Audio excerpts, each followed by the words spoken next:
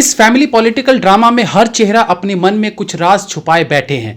CM की मौत के बाद उसके वारिस के तौर पर कौन उसकी गद्दी का हकदार होगा, इसी विषय के इर्द गिर्द ये कहानी लिखी गई है, जहां कहीं रिश्तों में कड़वाहट है तो कहीं रिश्तों को दागदार करते कैरेक्टर भी हैं। रिव्यू करेंगे गॉडफादर। अगर कोई ये कहता है कि किसी भी रीमेक फिल्म को एक फ्रेश फिल्म की तरह आंका जाना चाहिए तो मैं इस बात से कतई सहमत नहीं हूं। एक रीमेक फिल्म को ओरिजिनल से कंपेयर किया जाना अनुचित नहीं है और आज के इस चर्चा में भी हम गॉडफादर फिल्म को इसके ओरिजिनल मलयालम फिल्म लूसीफर से कंपेयर करके अपनी वीडियो को आगे बढ़ाने का काम करेंगे। लूसीफर में मोहनलाल एज स्टीफन और गॉडफादर में चिरंजीवी सर एज धर्मा। ये वो दो कैरेक्टर हैं जिनका फिल्म में ओरिजिनल नाम पर टाइटल रखा गया है, लेकिन पूरी फिल्म में वो एक नकली नाम के साथ दिखाई पड़ते हैं। लूसीफर फिल्म में मोहनलाल का नाम स्टीफन है बट एक्चुअली स्टीफन नहीं है, और उसी प्रकार से चिरंजीवी फिल्म में धर्मा है बट धर्मा नहीं है। गॉडफादर फिल्म यूं तो लूसीफर की रीमेक है, लेकिन उसके बावजूद इस फिल्म में कुछ छोटे बड़े चेंजेस किए गए हैं। न केवल कैरेक्टर वाइज बल्कि कुछ एक्स्ट्रा सीन्स कम या ज्यादा भी किए गए हैं। बट मेरा मानना है कि रीमेक फिल्म को आप ओरिजिनल से अलग तभी बनाएं जब आप उसे उससे बेहतर बना सके। लूसीफर फिल्म में छोटे छोटे अनेकों ट्विस्ट रखे गए थे जो थोड़े थोड़े अंतराल पर रिवील होते जाते हैं, जिसके कारण फिल्म में दर्शकों का इंटरेस्ट कम नहीं होता। लेकिन गॉडफादर में उन ट्विस्ट को या यूं कहिए उन सरप्राइजेस को शुरू से ही रिवील करते चले गए हैं। यह इस फिल्म की सबसे बड़ी गलती नजर आती है। ठीक है, अगर आप कहानी को अलग तरीके से दिखाने के लिए सरप्राइजेस को रिवील कर भी रहे हो तो आपको उनकी जगह कुछ नए एलिमेंट्स, नए सीन्स फिल्म में रखने चाहिए, लेकिन ऐसा नहीं किया गया।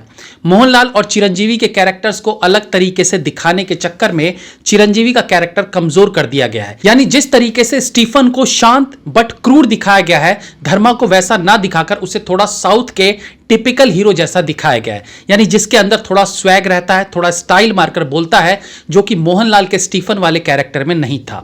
स्टीफन जितना शांत था उतना डेडली था। जब उसका डेडलीपना पहली बार फिल्म में रिवील होता है तो वो ज्यादा इफेक्टिव इसलिए लगता है क्योंकि उससे पहले वो बेहद शांत और गंभीर स्वभाव वाला दिखाया गया है। लेकिन चिरंजीवी वाले कैरेक्टर की मासूमियत से जब पर्दा उठता है तो वो उतना इफेक्टिव इसलिए नहीं दिखता क्योंकि उसके प्रीवियस सीन से ऐसा फील हो ही रहा था कि वो इतना सीधा तो नहीं है। मोहनलाल जहां ऊपर से एक जैसे फेस एक्सप्रेशन के बावजूद अंदर चल रहे भाव को फील करा जाते हैं, वहीं चिरंजीवी के अंदर के भाव और चेहरे के भाव समानांतर फील होते हैं।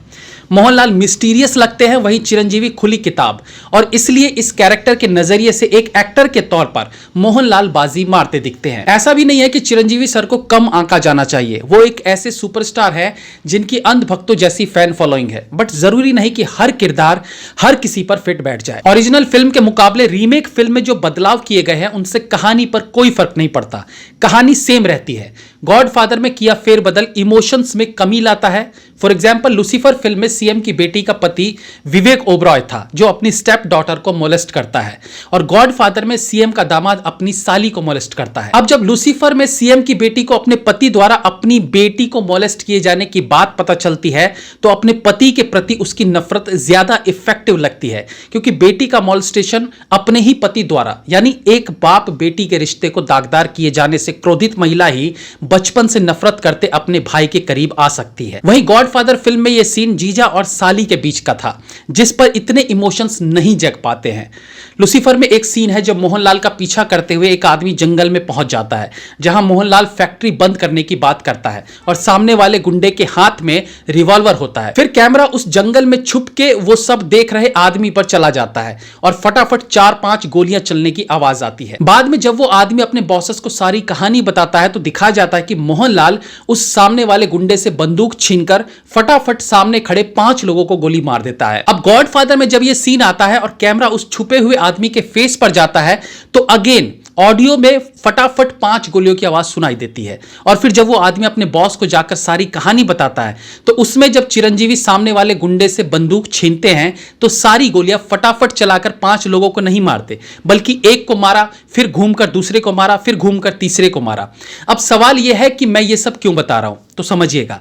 जब उस छुपे हुए आदमी के फेस को दिखाते हुए गन्स की केवल आवाज सुनाई गई तो वो गोलियां फटाफट चली थी, यानी एक के बाद एक। लेकिन जब उन गोलियों के चलने का सीन बाद में दिखाया गया तो वो एक के बाद एक नहीं चली थी, उनके चलने में टाइम डिफरेंस था, यानी ऐसे नहीं चली बल्कि ऐसे चली।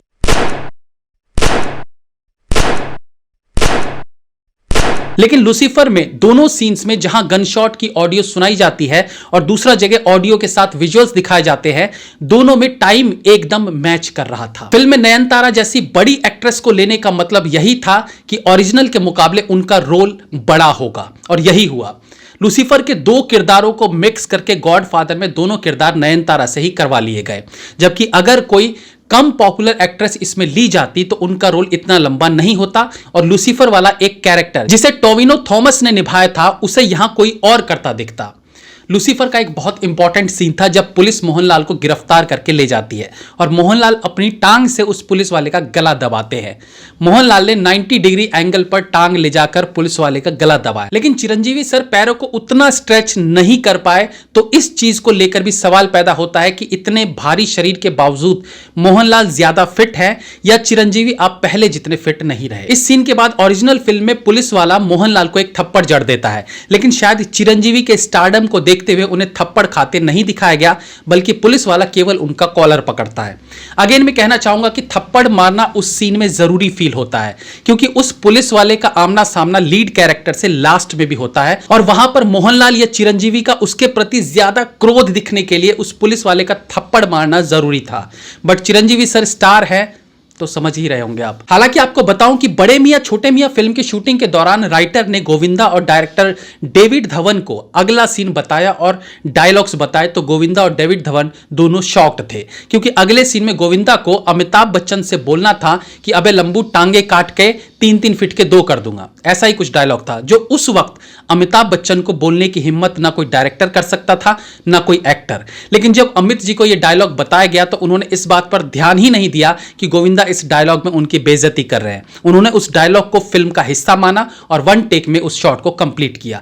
तो कहने का मतलब है एक्टर से ज्यादा फिल्म इंपॉर्टेंट होनी चाहिए। गॉडफादर में एक अलग सीन जोड़ा गया है जहां सीएम का दामाद जेल में बंद धर्मा यानी चिरंजीवी से मिलने आते हैं।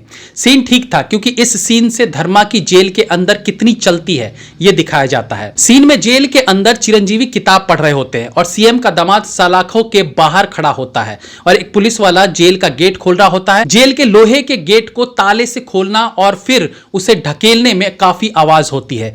किसी का भी ध्यान गेट पर जा सकता है, लेकिन चिरंजीवी का ध्यान नहीं जाता और वो किताब पढ़ते रहते हैं। यहां तक भी ठीक हो सकता था अगर सीएम का दामाद उनके सामने आकर खड़ा हो जाता और जब उनसे सवाल पूछता तब वो अपना सर उठाते। इससे लगता कि चिरंजीवी को पता है कि अंदर कौन आ रहा है और वो गेट की तरफ ना देखकर उस आने वाले आदमी को इग्नोर कर रहे हैं। बट ऐसा नहीं था। ताला खुलने और गेट खुलने तक भी किताब पढ़ते रहते हैं चिरंजीवी और दामाद के पैर अंदर रखने के बाद चिरंजीवी उनकी तरफ देखते हैं। यह खराब स्क्रीन प्ले कही जाएगी।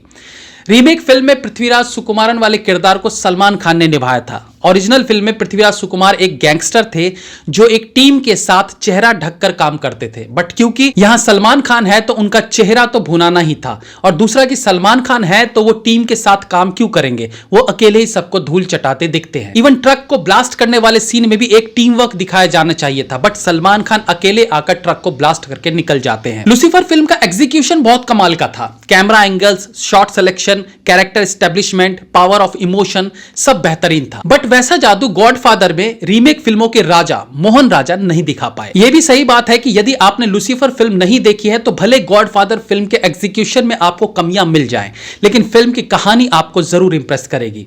सलमान खान का स्वैग फिल्म को खास सपोर्ट नहीं कर पाता। लूसीफर फिल्म में मोहनलाल को लेकर मिस्ट्री लास्ट तक कायम रह जाती है। मसलन वो सीएम का बेटा है या नहीं, वो गैंगस्टर है या नहीं। बट गॉडफादर में यह सब क्लियर कर दिया गया है और कई बार यह जरूरी रहता है कि फिल्म दर्शकों के दिमाग में एक छोटा सा सवाल छोड़ने के बाद समाप्त हो, ताकि दर्शक फिल्म के बारे में सोचते रहे। हाँ, यह जरूर है कि यह सवाल इतना बड़ा भी ना हो कि लोग सोचने की बजाय अपने बाल नोचने लगे। खैर, गॉडफादर का बीजीएम भी एवरेज फील होता है। कुछ एक मौकों पर एक बीजीएम विक्रम वेदा के बीजीएम से सिमिलर फील होता है। डायरेक्शन की बात करें तो यह रीमेक ओरिजिनल से बहुत नीचे रह जाती है। मेरी तरफ से फिल्म को 3 stars. Have a nice day.